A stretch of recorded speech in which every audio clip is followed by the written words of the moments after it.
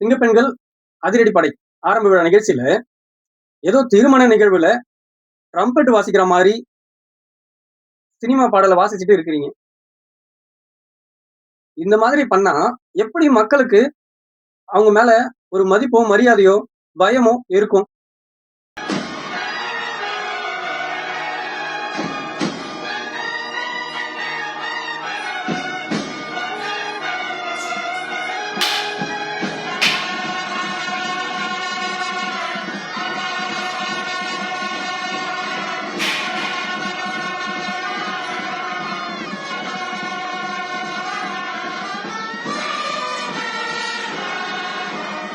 இது மாதிரிலாம் பண்றதால கிரைம் குறையும்னு நினைச்சிட்டு இருக்கீங்களா?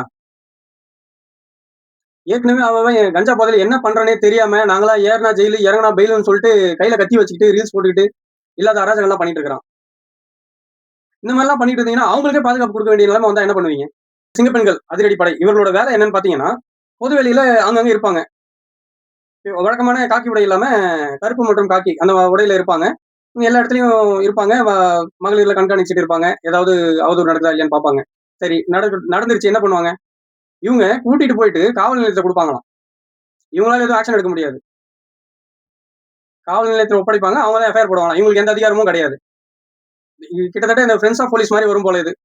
ஏற்கனவே உங்களோட படங்கள்லாம் பார்த்துட்டு ஏற்கனவே காவல்துறை மேல மக்களுக்கு மதிப்போ, பயமோ கிடையாது. இந்த ஜில்லான்ற படத்துல நீங்க என்னதான் காதலன் காதலியாவே இருந்தாலும், எப்படி பொது வெளியில அதுவும் இல்லாம ஒரு காக்கி உடையில இருக்கிற ஒரு காவல்துறையினர் மேல நீங்க கை வச்சு ஒரு காட்சி வச்சிருக்கீங்க.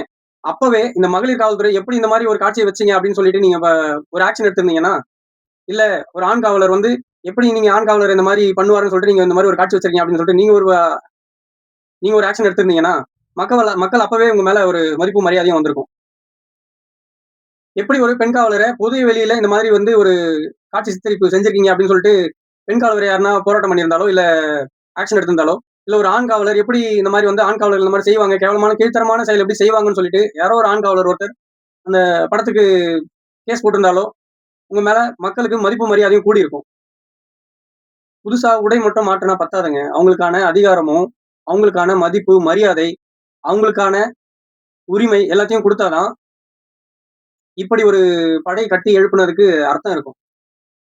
சீமானனோட ஆட்சி வரைவெல்லாம் எடுத்து பாருங்க. பக்கம் பக்கமா இதே மாதிரி பெண் காவலர்களுக்கு 6 மணி நேரம் தான் வேலை, கட்டாய வார விடுமுறை, கண்காணிப்பு கேமராக்கள் பொருத்தப்பட்ட சீருடை, எல்லாமே சொன்னதுதான். ஏற்கனவே அண்ணன் சொன்னதுதான்.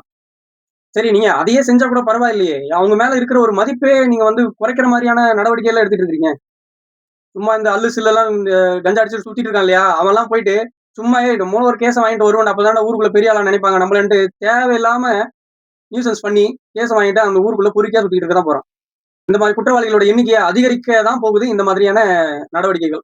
பொதுமக்கள் தான் ஏதாவது ஒரு நிகழ்வு நடந்தா அத வினோதமா பார்ப்பாங்க. இல்ல அத காட்சிப்படுத்தணும். 4 பேருக்கு அத கடத்தணும் அப்படின்னு சொல்லிட்டு நினைப்பாங்க. ஆனா, இப்ப இருக்கிற ஆட்சியாளர்கள் அப்படி இருக்கிறதால தான், இந்த சிங்கப்பெண்களும் அதே பண்ணிட்டு இருக்காங்க.